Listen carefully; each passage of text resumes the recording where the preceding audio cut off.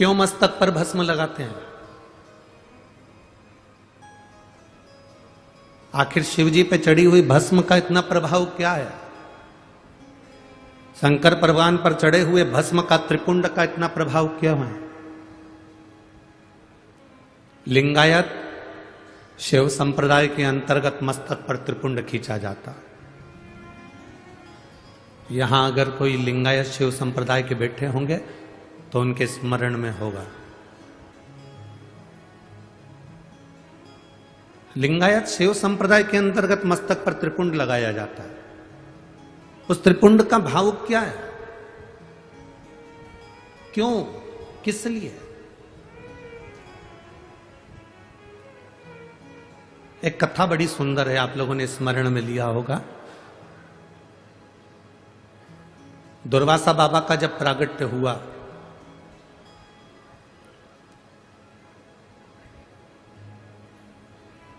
और दुर्वासा ऋषि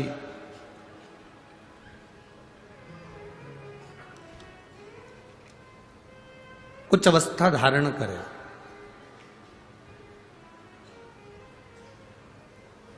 और दुर्वासा ऋषि थोड़ी सी अवस्था धारण करने के बाद वो तप साधना में लीन होने लगे।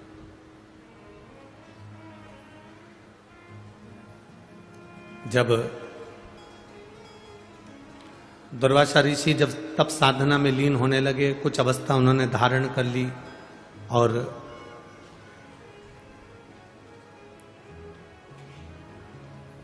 दुर्वासा जी जब एक अवस्था धारण कर कर तप साधना में लीन होते हैं, एक बार उनके मन में आया कि मैंने वैकुंठ बहुत देखा, मैंने ब्रह्मलोक बहुत देखा, मैंने इंद्रलोक बहुत देखा, मृत्युलोक का भी मैं बहुत भ्रमण करा हूं। दुर्वासा जी के मन में एक भाव जागृत हो गया कि मैंने सारे लोक देखे हैं, केवल एक लोक देखना रह गया है, वो है नरक लोक।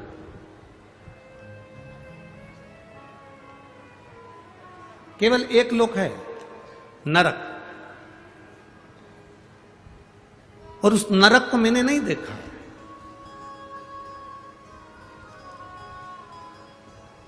मेरी जीजियों, मेरे जीजाओं, मेरी बेटियों, बेटाओं, मेरी माताओं, मेरे भाई, संत साधु गुरुजन सब इस कथा में बैठे हैं और माननीय श्री उन्मेष जी पाटिल जी सांसद महोदय इस कथा को करवा रहे हैं।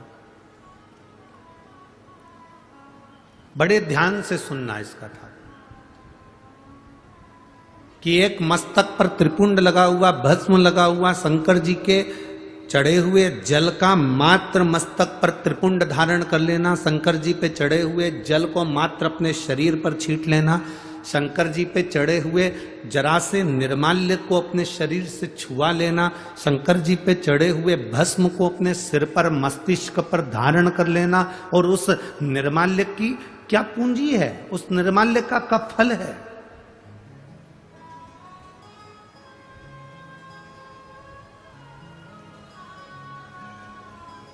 दुर्वासा जी ने विचार करा कि मैंने सब कुछ देखा, मैंने वैकुंठ देखा, इंद्रलोक देखा, ब्रह्मलोक देखा, तलातल, रसातल, मृत्युलोक सब मैंने देखा। पर दुर्वासा जी मन में सोचे कि मैंने केवल नहीं देखा तो केवल एक नरक नहीं देखा, मैंने नरक नहीं देखा, एक बार मुझे नरक देखना। और दुर्वासा जी शिव जी का पूजन करे, त्रिपुंड धारण करे, और त्रिपुंड धारण कर कर उन्हें भस्म का त्रिपुंड लगाकर और दुर्वासा जी नरक में चले गए।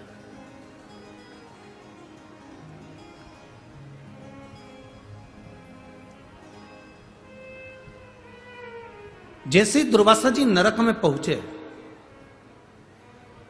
यमराज हाथ जोड़कर दुर्वासा जी का साधुवाद कर रहे हैं। प्रभु आप आए हैं, वेलकम टू नरक,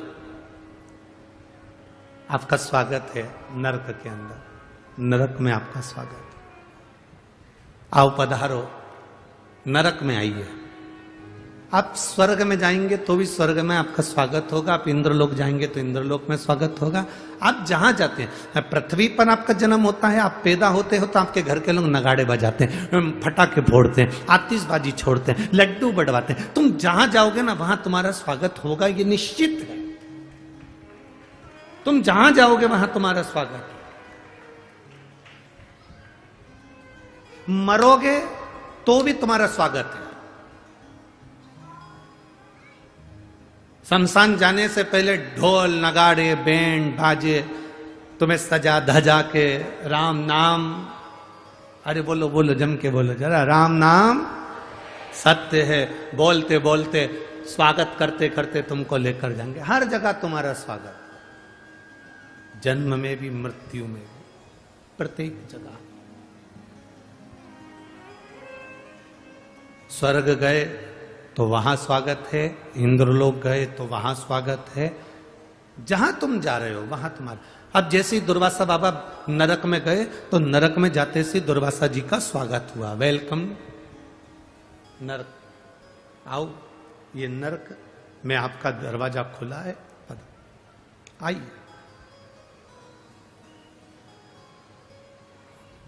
दुर्वासा जी ने नरक में जाकर क्या देखा? कुंभीपाक नरक में पहुंचे और उस कुंभीपाक नरक में दुर्वासा जी, एक कुंड बना हुआ था जिस कुंड में पापियों को पटका जाता था। उस कुंड में पापियों को गिराया जाता था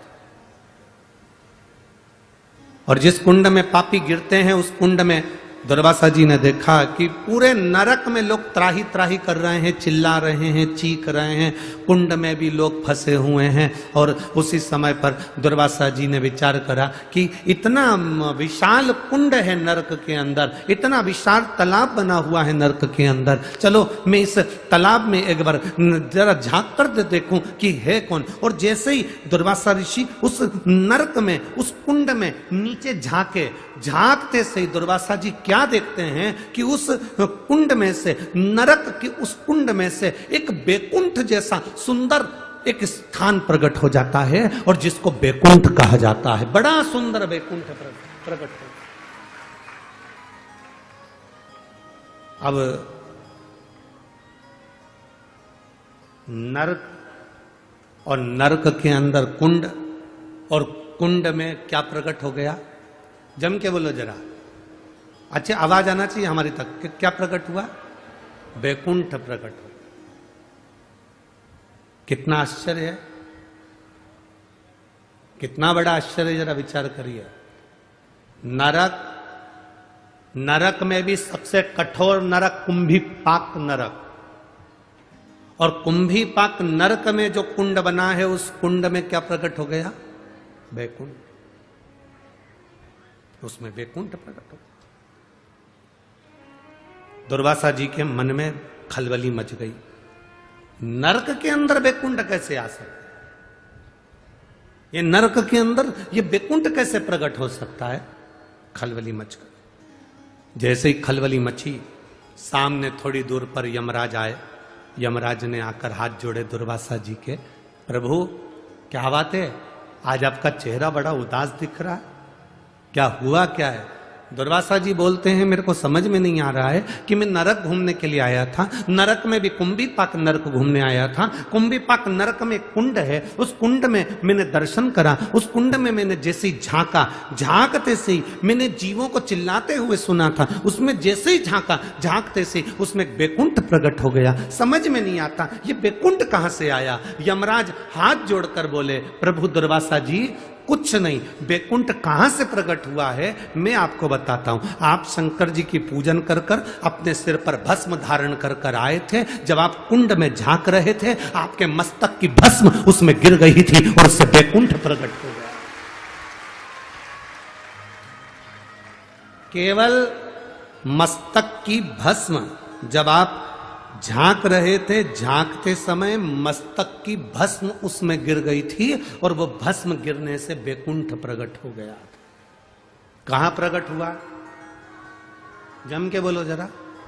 नरक में, नरक में भी कुंभी पाक नरक में, और कुंभी पाक नरक में भी ऐसे कुंड में जिसमें जीवों को तड़पाया जाता था, पटका जाता था, उस कुंड में बैकुंठ प्रकट हो जाता है। शिव महापुराण की कथा कहती है, जब शंकर जी के चढ़ी हुई भस्म सिर पर लगाकर हम जाते हैं और वो भस्म जहां पर भी जाकर थोड़ी सी भी गिरती है तो हम जैसे पापियों का उद्धार करने के लिए बैकुंठ को प्रकट कर देती है, बैकुंठ को प्रकट कर